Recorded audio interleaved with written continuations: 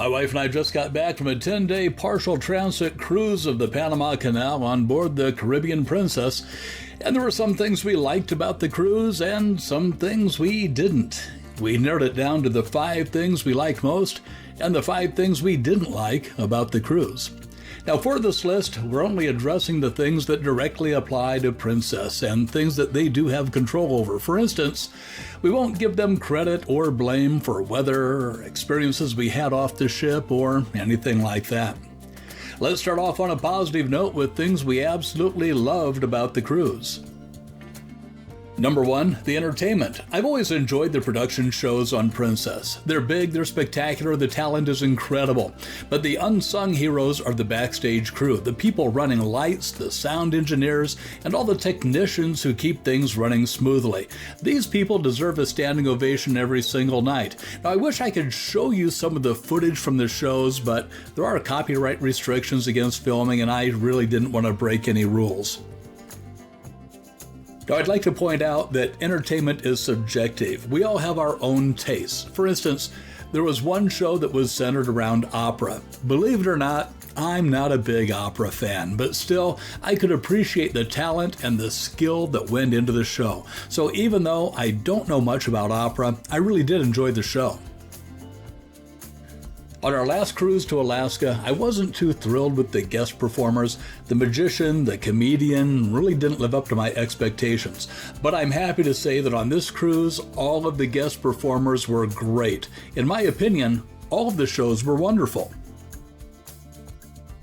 The second thing we loved about this Princess cruise was that we weren't constantly being hounded with upsells.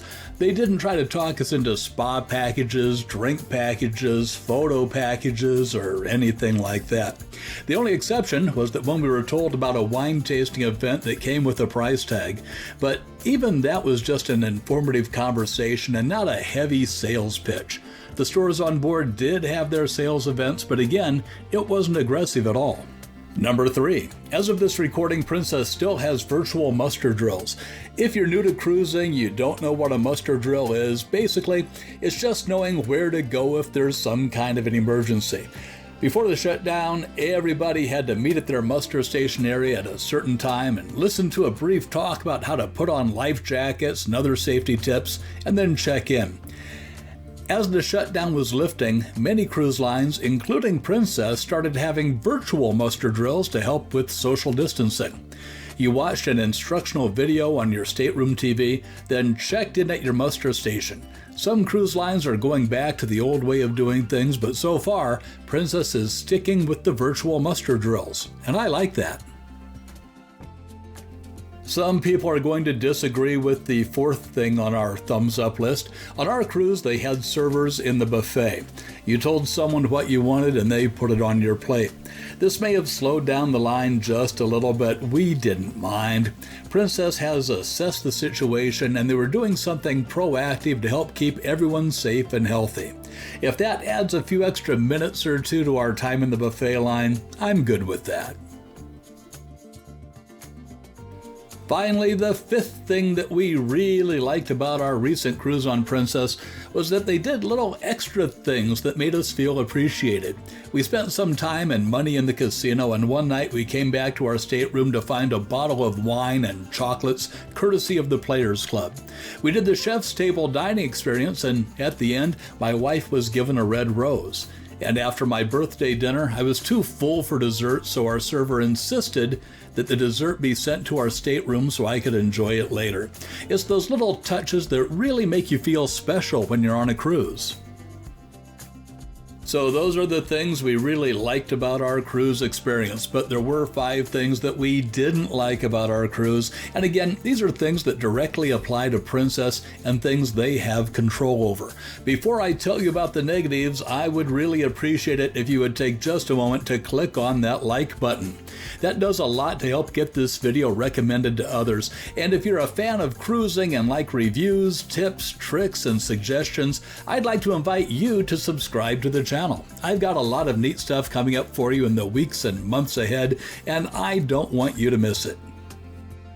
The first thing is something I've experienced on just about every cruise I've ever been on, whether it's Princess or another cruise line. It seems like there's always a certain area of the ship that has a rather bad smell to it. My wife and I like to call this the poop deck. On our Alaskan cruise, it was just outside of the Explorer's Lounge. This time, it was towards the back of the art gallery. Sometimes it comes and goes, and other times, you can count on holding your breath whenever you walk through the area. Admittedly, I'm no expert on shipbuilding or plumbing, but you'd think this would be something that could be easily taken care of. And speaking of number 2, you see what I did there? Here's the number 2 thing I didn't like about the cruise. Part of the charm of cruising is meeting people from all over the world. The crew comes from a variety of countries, and I enjoy the different cultures and hearing the various accents. Now, don't get me wrong, I'm not faulting anyone for not having a command of the English language, but I think that Princess could do better to make sure that crew members who interact with guests on a primarily English-speaking cruise be able to communicate effectively. Case in point, we had an excursion lined up and were told to meet in the theater at a certain time. We took an elevator that let us out right in front of the theater and we tried to go in. The man at the door stopped us and just said, "Go there," while pointing at a wall. We tried showing him our tickets and saying that we were supposed to meet in the theater, and he just kept pointing at the wall and saying, "Go there, go there."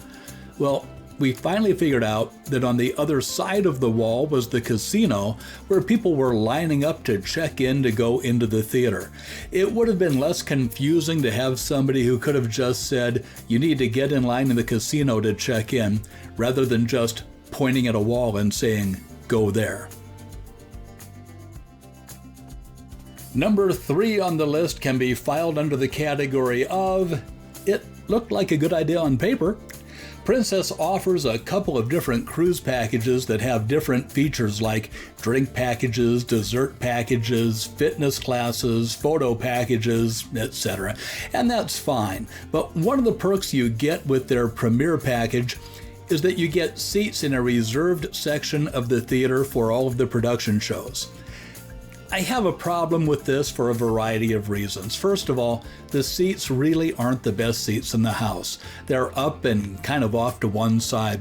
Secondly, on our cruise, only about a dozen people were taking advantage of this perk.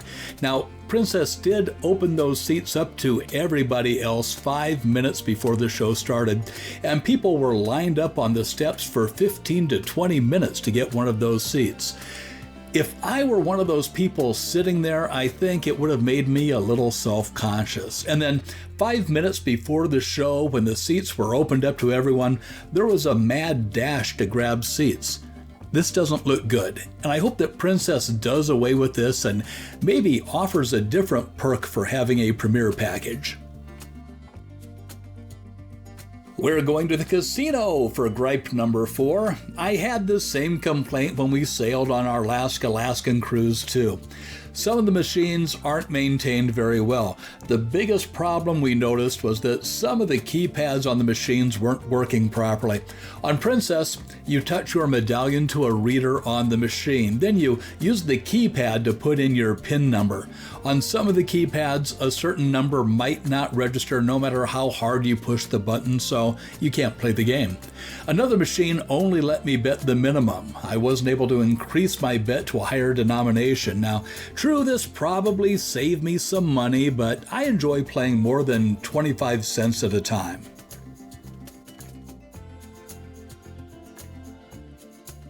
Now it's time for my last criticism, number 5. And this one really shocked me because I've never experienced this on Princess before. Princess is probably our favorite cruise line, and this is so out of character for them. On our final day, we went up to the buffet to get breakfast before we got off the ship, and there was nobody clearing tables.